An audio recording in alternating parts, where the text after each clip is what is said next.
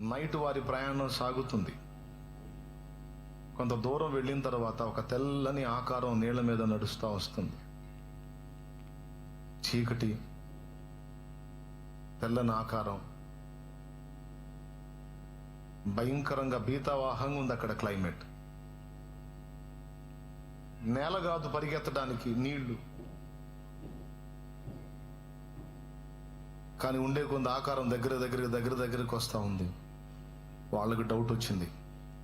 మొత్తానికి ఏదో భూతం లాగుంది, భూతం అంటే ఆత్మ లాగుంది, మన వైపే వస్తుందని వాళ్ళు భయభ్రాంతులకు గురయ్యారు. మరి చీకట్లో తెల్లటి ఆకారం వాళ్ళ వైపు నడుచుకుంటూ వస్తుంటే భయం కాదు? అది అట్లా వస్తూ ఉన్నాడు. మనకైతే క్లియర్గా కనపడుతుంది స్క్రీన్లో, కానీ వాళ్ళకి అర్థం కాల. అర్థమైతే శుభ్రంగా గొడవ ఎందుకు? అర్థం కాల. కేకలు వేశారు. అదురుపోయారని అర్థమైంది యేసయ్యకి, భయపడ్డారని. అప్పుడు ఆయన అన్నాడు, భయపడకుడి, నేనే అన్నాడు. ధోనిలో వాళ్ళు వెళ్తున్నారు, నీళ్ల మీద ఆయన నడుచుకుంటూ వస్తున్నాడు. నేనే అన్నాడు. అందరూ విన్నారు, పేతురు కూడా విన్నాడు. ప్రభువా నీవేనా అన్నాడు. అవును నాయనా నేనే అన్నాడు. ఆహా, ప్రభువా నువ్వా నీళ్ళ మీద నడుస్తున్నావా? అట్లయితే నేను కూడా నీళ్ల మీద నడిచి నీ వద్దకు వచ్చుటకు నాకు సెలవిమ్ము అన్నాడు. వస్తావా? సరే రా అన్నాడు. ప్రభు రమ్మనగానే పేతురు నీళ్లలోకి దిగాడు. దిగి కొంత దూరం నడిచాడు. తర్వాత ఒక్కసారిగా గాలి లేచింది.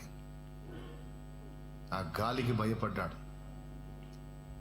పక్కకి చూశాడు, మునిగిపోసాగాడు. ప్రభువా రక్షింపమని కేకలేశాడు. ఆయన దగ్గరకు వచ్చి పేతుర్ని పట్టుకున్నాడు. అల్ప విశ్వాసం ఎందుకు సందేహపడితివి అని నిలబెట్టి మళ్ళీ తీసుకెళ్లి దోనెక్కిస్తాడు. ఇది మనందరికీ తెలిసిన అంశమే, సుపరిచితమైన అంశం. అక్కడ నాకు దేవుడు నాతో మాట్లాడిన అద్భుతమైన మాట, అందులో ఒక మాట ఏంటంటే, ఈ రోజుకి ఈ ఒక్క మాట మీకు కూడా సరిపోయింది. నా మాట విని, నా మాట నమ్మి, నా మాట చొప్పున ఒకడు అడుగు వేస్తే, ఒక ఆమె అడుగు వేస్తే, ఒక వ్యక్తి అడుగు వేస్తే, ఎట్టి పరిస్థితుల్లో నేను వారిని మునిగిపోనీయను.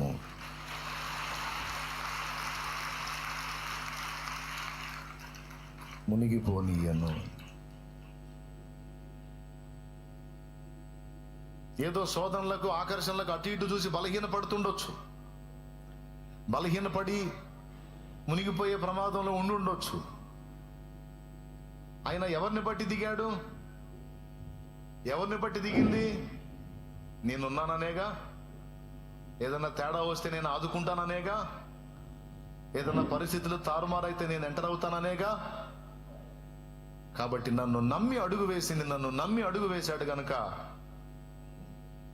నేను చెయ్యి వదలను అనేది ఆ ఉదంతంలో రుజువు చేశాడు యేసయ్య.